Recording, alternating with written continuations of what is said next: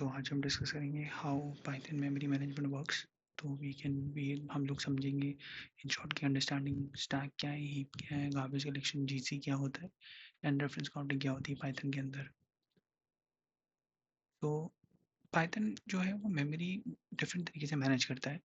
Python के अंदर reference counting होती है, मतलब हर एक वेरिएबल जो भी आप डिफाइन करते हो का एक पर्टिकुलर रेफरेंस होता है और कौन कौन उसको पॉइंट कर रहा है, उसकी मैपिंग होती है मेमोरी के अंदर जिसको हम रेफरेंस काउंटिंग बोलते हैं। गार्बेज कलेक्शन एक तरीके का कलेक्शन मैकेनिज्म है, मतलब क्लीन अप मैकेनिज्म बोल सकते हैं हम एक तरीके का, जहाँ पे कि हमारा जो गार्बेज कलेक्टर होता है पाइथन के अंदर वो आता है और वो अगर कोई एक तरीके से कोई भी डैंगलिंग या कुछ ऐसी चीज़ है जो हम आगे देखेंगे कि हम किस सिनेरियोज के अंदर हम गार्बेज कलेक्शन को यूज़ कर सकते हैं।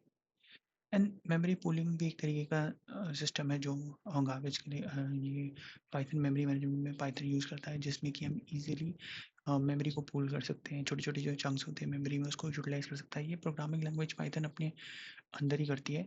बट सबसे इम्पोर्टेंट चीज़ है कि हमारे पास जो एलोकेशन और डी एलोकेशन होता है मेमोरी को, वो हमारे हाथ में नहीं होता, मतलब वो डेवलपर के हाथ में नहीं होगा, वो पाइथन प्रोग्रामिंग लैंग्वेज के पास ही है। ये reference counting, garbage collection, memory pooling, ये सब पाइथन की लैंग्वेज के अंदर ही फीडेड है। ये हम लोग नहीं यूज़ कर सकते। जैसे फॉर एग्जांपल मैंने नीचे एग्जांपल दे रखा है कि सी के अंदर हम लोग यूज़ कर सकते हैं। सी के अंदर we can manually manage memory, malloc, calloc और फ्री, इन सब का यूज़ करके हम एलोकेशन और डी एलोकेशन कर सकते हैं मेमोरी की। लेकिन पाइथन में वो चीज़ पॉसिबल नहीं है।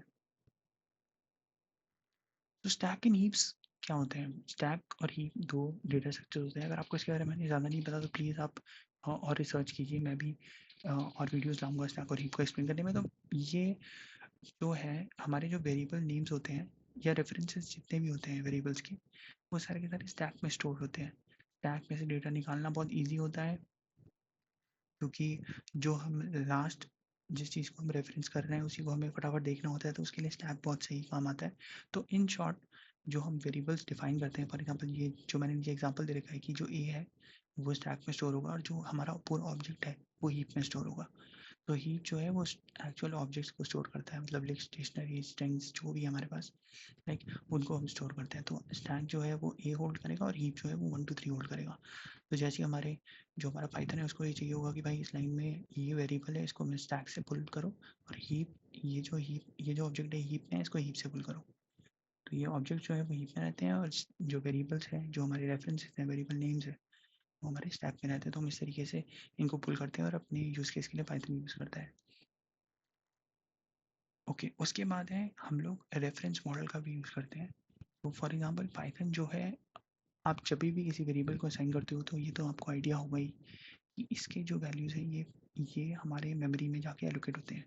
मतलब 1 2 3 की जो लिस्ट बनी है मेमोरी में वो ए को असाइन होगी। लेकिन जब मैं बी इज इक्वल टू ए करता हूँ तो बी के अंदर जो है मेमोरी में एक नया ऑब्जेक्ट नहीं बनता 1 2 3 का, ये सेम ही ऑब्जेक्ट रहता है। ये ऑब्जेक्ट एक ही रहेगा मेमोरी में।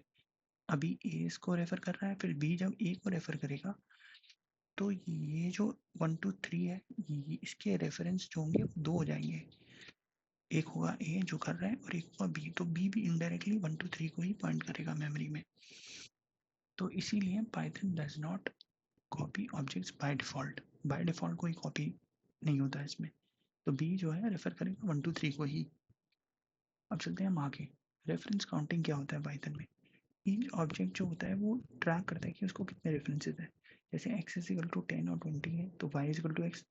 तो ये 10 और 20 पहले एक्स जो था वो उसको रेफर कर रहा था, बट अब वाई भी इसको रेफर कर रहा है। अगर आप देखो Y is equal to X करा हुआ है हमने, तो एक्स पहले 10 और 20 को रेफर कर रहा था, बट अब वाई भी इसको 10 और 20 को रेफर कर रहा था। उसका रेफरेंस काउंट हो गया 2। जैसे ही इसका रेफरेंस काउंट 0 हो जाता है पूरा ऑब्जेक्ट डिलीट हो जाएगा हीप में से, राइट। अभी हमने देखा था वो हीप पे स्टोर था, तो ये सारा हीप खाली करने का तरीका ये है कि जैसे ही इसके रेफरेंस काउंटेड 0 हो जाएंगे पाइथन अपना मैकेनिज्म चालू करेगा मेमोरी मैनेजमेंट का, और जिसका भी काउंट 0 होगा उसको डिलीट कर देगा। तो ये एक तरीका हो गया, ठीक है। अब हम आगे देखते हैं और क्या तरीका है।